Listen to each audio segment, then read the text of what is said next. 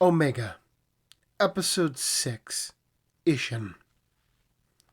Last time, Abraham and company were investigating a murder at a grand library, where they met a young ranger named Booker, and together they uncovered this murder and the secret this library held. But doing so had gotten them in the crosshairs of a dangerous group of people. Confrontation with this group ended with Abraham beaten within an inch of his life, Omega Squad as a whole defeated, and a powerful Phalorum artifact stolen. While they recovered, though, another story was unfolding in the galaxy. A boy stood in front of a huge throne. Each one a man in formal, sinister wear sat. Suddenly, though, a voice boomed from one of the men. Ishinn, you are here today for crimes committed against the ESF, such as attacking civilians and attempted murder on the Omega. What says your defense? Ishinn had no defense. His head looked down at the marble floor, knowing whatever he said would be turned against him. These men got closer and closer, each shouting more and more at him, until one yelled, "Your parents would call you a failed prince." These men, these monstrous men, they grabbed at him, pulling him to the ground like quicksand. An entire crowd of faceless people watching as he slowly suffocated. Abruptly, though, Ishinn was woken up from his nightmare with a kick. "Wake up, Prince! We're almost to your new home!" A guard with a large nose spoke. "Where am I heading again?" Ishinn asked. "Ha! I thought the judges had already told you. You're heading to Silvercrest." Ishinn's mind lit up by its name, Silvercrest, the underwater prison, only meant for the worst of the worst. Am I really that bad, he asked himself, to be locked up with the murderers? The back of the spaceship had opened to a landscape of blue water. The only semblance of land was an elevator that led into the deep blue below. Ishinn stepped into the elevator slowly, as the shackles around his arms and legs made it almost impossible to walk. As they descended, he watched as the ocean uncovered a once grand water-weaver city that would blend into the sea floor if it wasn't for the fact of the once round coral that comprised the houses and shops, all now flooded, shined bone-white, never to see life again. Below him was a large prison. It got colder and colder the closer they were. "You're really going to bring something that valuable down here?"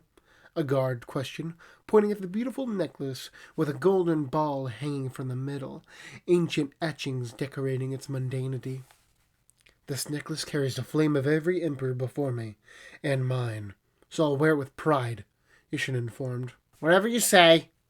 The guard pushed a button to open the elevator into the prison. Prisoners shouted and catcalled Ishinn from the elevator. Most of them were just messing with the new guy. But there were those who had spite like a dragon, calling him betrayer and villain. The elevator went down below the floor into a secret room. He exited the elevator, where they stripped him down to only his necklace, which they argued they could hold for him, until they realized that he wasn't going to budge. The guards had some respect for him. As if this was any other prisoner, they just beat him until he gave it to them. Putting on his prison garb, a guard gave him a piece of paper with a cell number and the time where he will work. "That isn't any normal work you'll be doing, though. You'll be manufacturing weave metal," a man with a large brimmed hat said, walking over to him. "That's dumb to give a bunch of weavers stuck in jail weave metal," Ishinn said. "Oh, don't worry about your little face.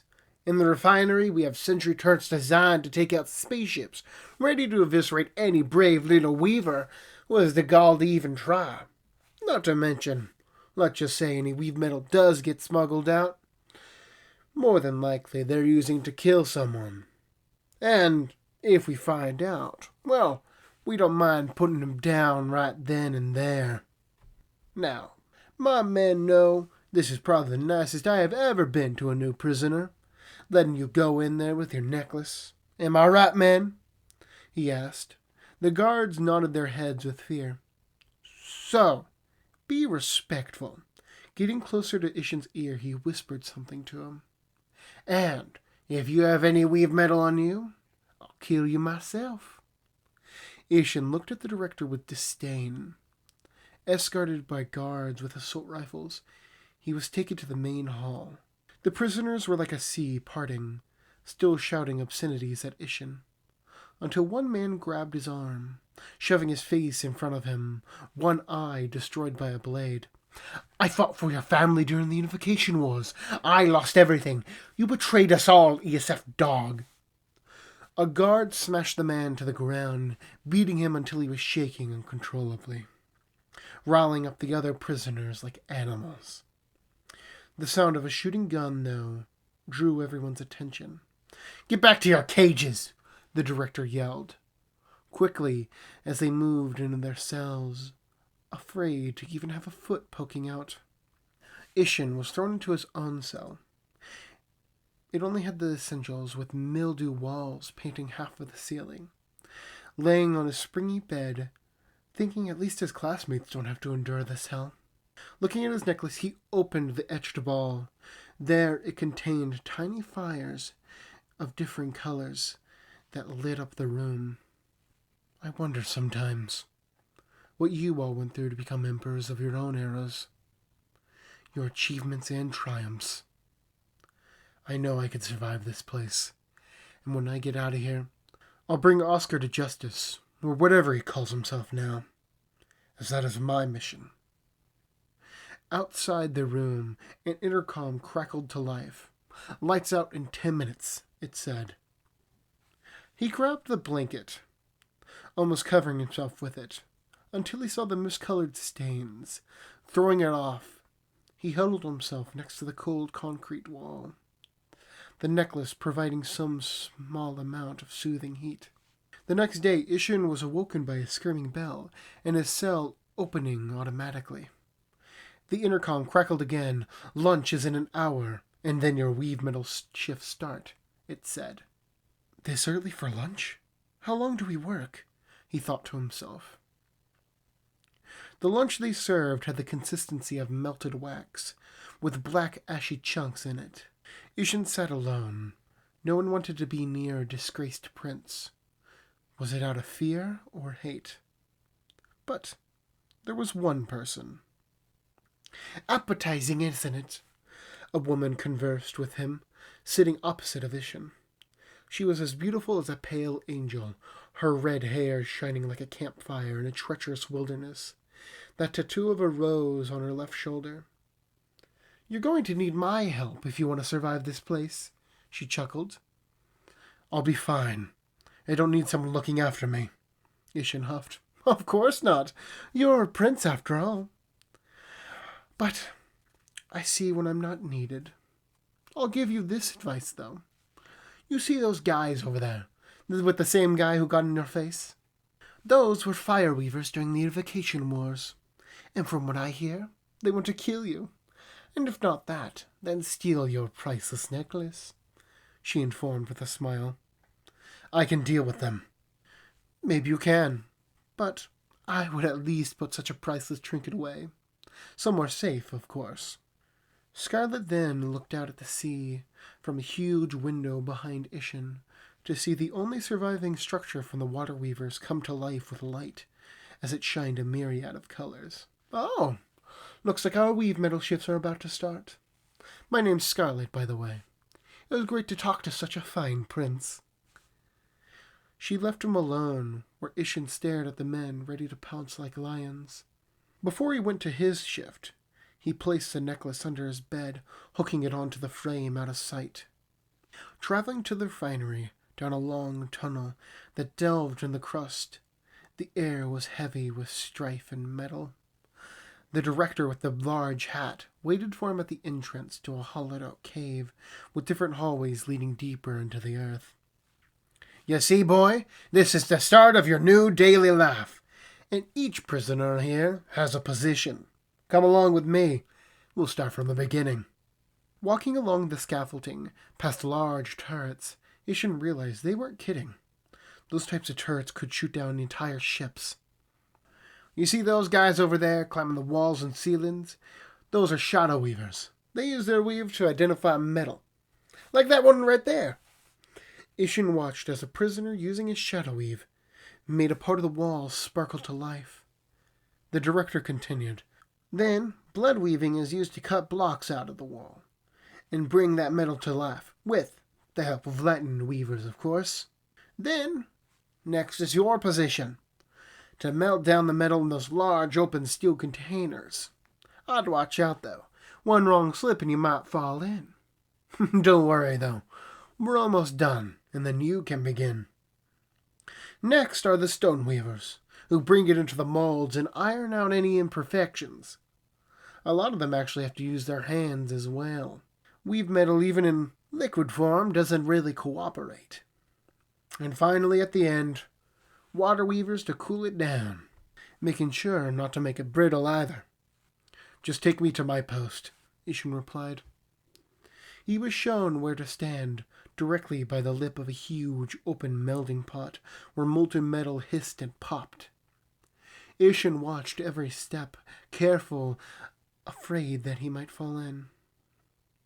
They handed him 2 small metal rods, able to cast his weave, keeping the pot alive, burning like the sun.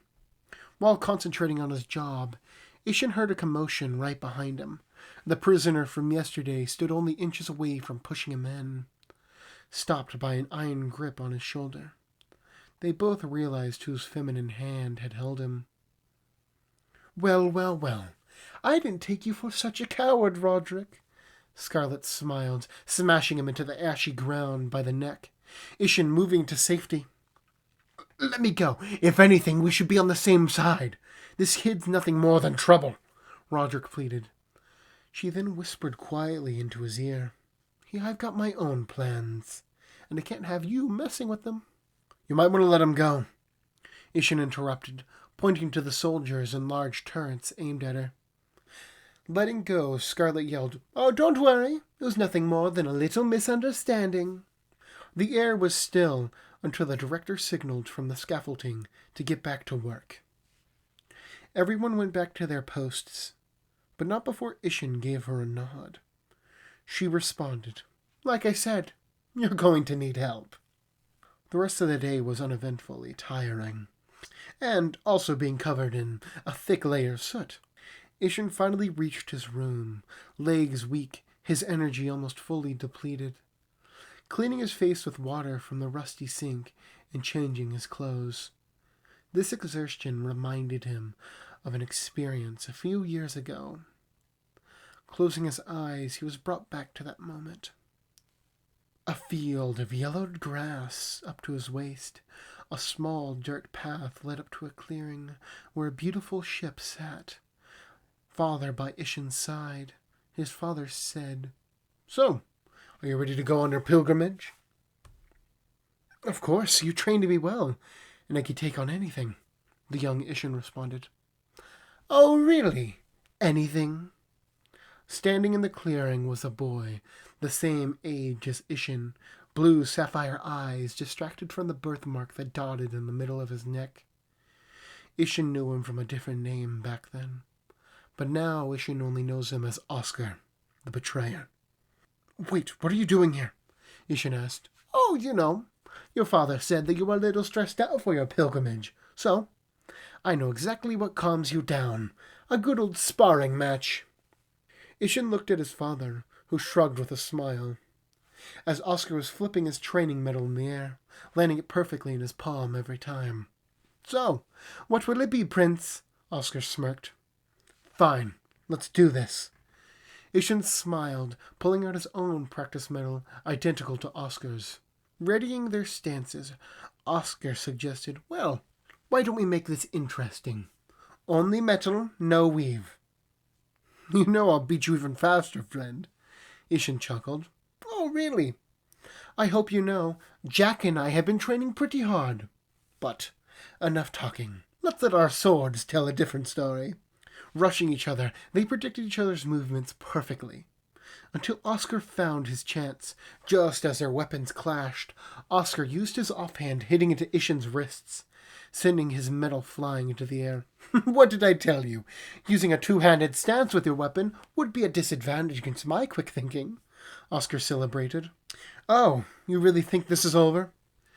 Ishinn raised an arm in the air, catching his medal without even looking. You have a little style. Hey, did you ever notice that detail on the ship? Ishinn pointed to the back of the ship. Oscar looked back. What are you talking? Before he could continue, though, Ishinn charged him. Barely having enough time to defend himself, Oscar fell onto his back. Ishinn placed his weapon's tip onto Oscar's forehead. I win. I can't believe you fell for something like that. Helping Oscar up, he spoke. Well, I wasn't expecting you to take something out of my own book. Also, when you get back from your pilgrimage, please don't attack me like that. I don't feel like getting cut in half with true weave metal. I promise. And if you want, when I get back, you'll be the first to use it. Oscar's eyes lit up. Wait, really? Well, then get going. Oscar pushed Ishinn aboard the ship, with his father following behind. Before Ishinn left, Oscar gave him a fireweaver salute, crossing his hands on his chest, fingers out like a bird, then a bow. As the ship left the surface, his father spoke. I have a feeling you will be your greatest friend, my son. You really think so? Oh, I know so. An emperor is not an island. They need friends and family, so don't be afraid to rely upon them when you need to. Ishinn then felt something slip around his neck. Looking down, it was the necklace that had been passed out through the generation of emperors. Every prince on their pilgrimage wears our most precious heirloom, son. I promise. I'll wear it with pride, father. Ishinn watched as the stars came into view as they left their home. Ishinn came back to the present, reaching for his necklace. He was alarmed, though, when he felt nothing, checking the entire cell like a madman. Where is it? I couldn't have lost it, he yelled. Outside his cell, the tired hall where most prisoners had retired to their respective cells, a group was laughing outside, lights slowly fading as the sun's shimmer was no longer visible from the large window. He saw this group walk into the showers. He would have paid them no mind, until one of them yelled, How do you open this thing? That voice. Ishinn thought it was the same as Roderick's. It's gotta be him. I don't care how or when he stole it, but I'm getting it back. Rushing to the shower, his blood boiling. There 5 men stood, looking at the heirloom inquisitively. Roderick, give me the necklace, or you have to deal with the entire might of the Phoenix Empire, Ishinn screamed. The 5 men looked at the small prince. I remember when that was a real threat. And now what? Our Phoenix Empire is nothing more than a pitiful shadow. It's now a stash of supplies for humans to treat themselves to any time. You're not even fit to be prince. Hell, I'd be better suited for it. You know, why don't you open it up and let me put my own flame inside? I would not let your feeble flame soil our line. Now give it back, or I'll take you all down, here and now, Ishinn threatened, raising his fists. Roderick smiled. I don't think you know what you're in for, boy. All 5 simultaneously pulled out shivs of weave metal, menacingly encroaching on Ishinn. You know, we were going to kill you when you sleep, but I guess we'll just take you out now. Ishinn realized he didn't stand a chance. I've got no other choice. If the honor of the Phoenix needs it, then I'll use my weave without a catalyst, even if it kills me. He directed his weave energy into his fist, closing his eyes, concentrating. Really, Roderick? How many times do I have to teach you this lesson? A serenading voice entered. Ishinn opened his eyes to see Scarlet holding 2 shivs of weave metal. Here, catch this before you blow up, she said. Ishinn caught the metal, just in time as his fist had built up too much weave energy. With a grunt of air, he directed it to the small metal, where a great sort of fire was birthed, igniting the room in a crimson hue, the heat itself causing all to wince except Ishinn, who stood strong and determined. For the Phoenix, in my honor, you shall kneel. Like a fire, fast and formidable, Ishinn blasted through the men, one after another. Scarlet hypnotized them with her sweet serenading attacks. That was until a shiv found a spot between her ribs. The metal burned with purple fire. "Ha! Looks like I've finally taken you out," Roderick gloated, increasing his heat, burning away at her side. "Oh, it would seem, honey. But I've never really shown you my full hand, have I?" She looked at him with a proud smile. From the room, blood started to rise, from Roderick's black eye to even Ishinn's bruises. Surrounding her, pushing the blade from her gut, Scarlet's side instantly healed. Ishinn was horrifically surprised. "She can't be, can she?" he thought, getting to a safe distance. A concise, coagulating, cascading crimson attack, blades of red blood aiding her attacks, until all conceded. "You're a blood weaver?" Ishinn exclaimed. "It doesn't look like any other weave, does it?" She smiled. "But we can discuss that later. Don't you need to grab something?" Ishinn ran up to Roderick, ripping back his necklace, its heat once again warming his chest. "Now then, Prince, don't you think there's a punishment in order?" "You're right." Ishinn heated up his hand, the other holding the shiv, until his hand was burning red, pressing it up to Roderick's face, a scream of fear from him, until Ishinn remembered his day on that snowy planet. The two people who he had hated the most tried to give him a second chance. Letting Roderick go with only a slight burn. "Get out of here, and if you try anything again, then I'll make it permanent," Ishinn threatened. Roderick ran out, holding his cheek, his friends following behind him. "Now then, Scarlet, thanks again. But what's a bloodweaver doing this far into civilized lands?" "Oh, not everyone needs to follow family tradition. And, well, like you, I have a bit of a goal." She beamed, walking over to him. "And what's your goal?" he asked. "Oh, wouldn't you like to know?" she purred, booping Ishinn on the nose. "Well, good night. I would hurry to your cell if I were you." Truly exhausted now, Ishinn snuggled into his bed, still conflicted on how he had dealt with that thief. The next day he was sitting at lunch, with Scarlet next to him trading stories. Every few minutes a fearful glance came from Roderick.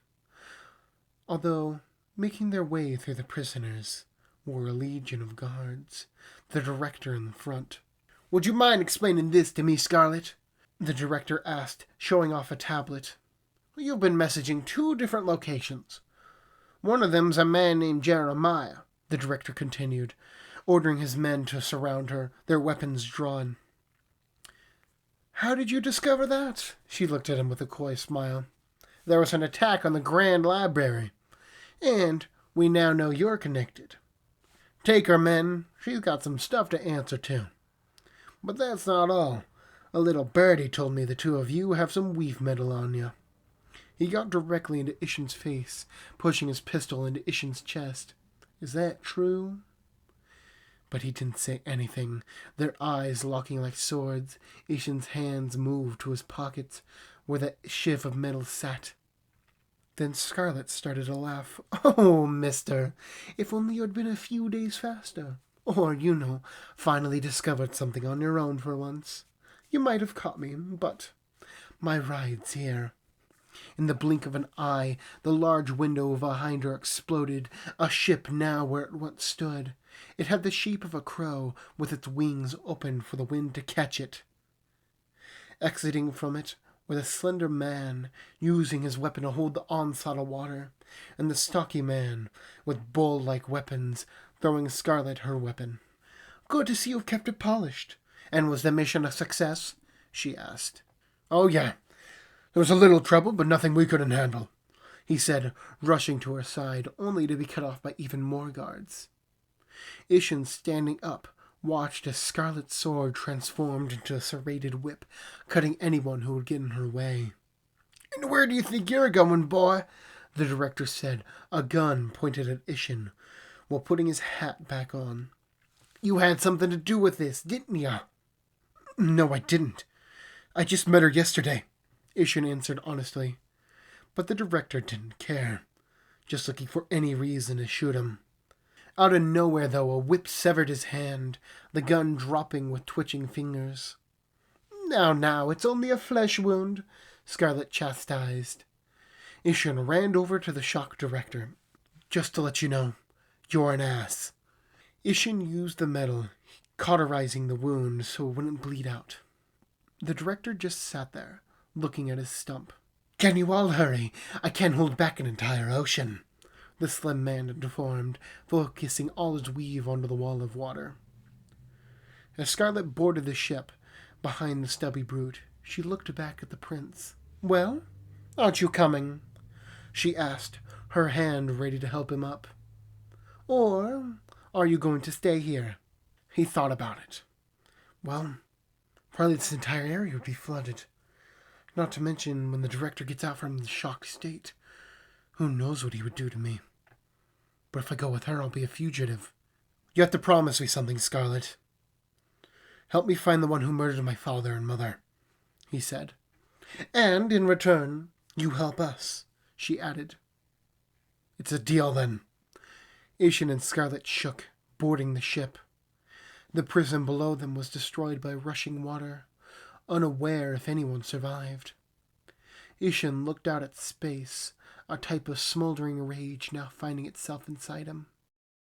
I would like to thank you for even, listening to this, and if you have any criticisms, just tell me. And if you liked it, I guess just leave a like.